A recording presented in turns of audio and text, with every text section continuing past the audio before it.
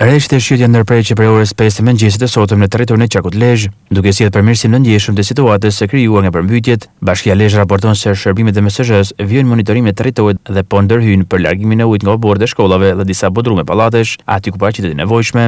Ndërkohë shërbimet e mbështetësit të bashkisë po punojnë për pastrimin e mbetërinave që kishin bllokuar urën mbi lumin Gjadër në aksin lidhës mes fshatrave Gjadër dhe Zojz. Nuk raportohen probleme ndërsa zyra vendore arsimit bën me dije se procesi mesiimor po zhvillohet normalisht në të gjitha shkollat. Në bashkinë Kurbin niveli i ujit në aks rrogor dhe kanalit kulluese ka rënë duke bërë të kalueshme të gjitha rrugët që kishin qenë bllokuara më herët përfshir aksin Laç-Mamurras, Laç-Fushkuqe dhe Laç-Milot. Gjatë ditës sotme do vijë puna për heqjen e dherave të rënë në rrugën Gallat-Vinjoll, si dhe për riparimin e linjave elektrike në njësinë administrative Milot. Edhe në Kurbin mesimi zhvillohet normalisht në gjitha shkollat. Nga Bashkia Mjeditë raportohet një situatë e qetë, shërbimet bashkake po punojnë për largimin e inerteve nga rrugët urbane dhe rurale.